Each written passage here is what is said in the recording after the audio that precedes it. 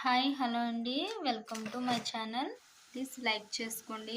చూసేదే మాకు 200 మంది. అలాగే అండి, మీరు సపోర్ట్ చేస్తే సక్సెస్ అవుతామండి.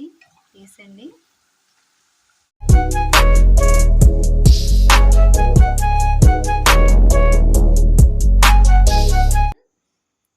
పకోడీ ఎలా వేసుకోవాలో నేను చూపిస్తానండి. ఒక 2 పెద్ద ఉల్లిపాయలు ఇలా సన్నగా తరుక్కుని పక్కన పెట్టుకున్నానండి. ఇవి మొత్తం డివైడ్ అయ్యేలా బాగా కలుపుకోవాలండి. ఇలా ఒక 4 పచ్చిమిర్చి ఈ విధంగా కట్ చేసి నేను వేసుకున్నానండి. 1 కప్పు శనగపిండి ఇలా జల్లించుకుని దీంట్లో వేసుకున్నానండి. నేను దీంట్లోకి ఇప్పుడు 1 చెంచా సాల్ట్ వేసుకున్నానండి.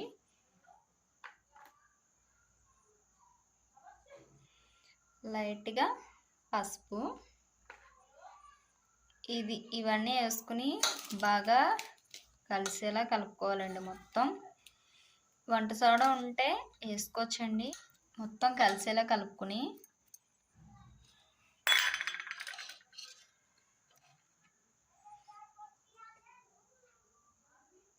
ఒక్కడొక్కు ఆయిల్ పోసుకోవాలండి. ఈ ఆయిల్ మొత్తం కలిసేలా కలుపుకున్న తర్వాత కొద్దిగా వాటర్ వేసుకొని కలుపుకోవాలండి. ఇలా కలుపుకున్న తర్వాత కొద్దిగా పిండి టేస్ట్ చూడండి, ఉప్పు సరిపోయిందా లేదా అని.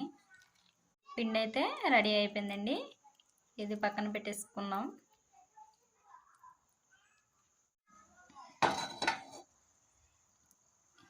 ఇలా కడిగేసుకుని శుభ్రంగా మందంగా ఉన్న కళాయి పెట్టుకున్నానండి. నేను ఒక 5 నిమిషాలు హీట్ చేసుకోవాలండి, ఈ వాటర్ మొత్తం పోవడానికి.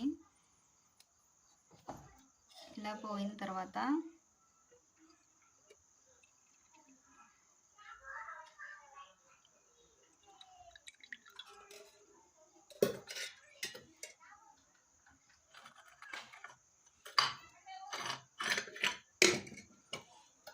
ఇలా నేను ఒక 1/2 kg ఆయిల్ పోసుకున్నానండి. ఇది బాగా హీట్ ఎక్కనివ్వాలండి. మనం ముందుగా కలిపి పెట్టుకున్న పిండిని తీసుకుని ఒకసారి కలుపుకొని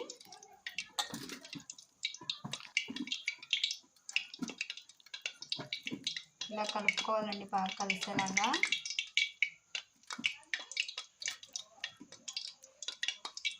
చూడండి, ఈ విధంగా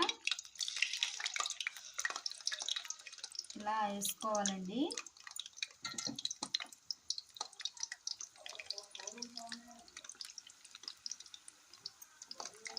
ఇలా వేసుకుని గోల్డ్ రంగు వచ్చేదాకా వేగించుకోవాలండి. మొత్తం చూడండి, ఈ విధంగా గోల్డ్ రంగులోకి వచ్చేయాలండి ఉల్లిపాయ పకోడీ అన్నది.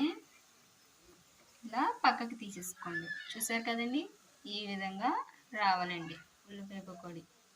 మిగతా పిండి మొత్తం కూడా ఇలా వేసుకోవాలండి.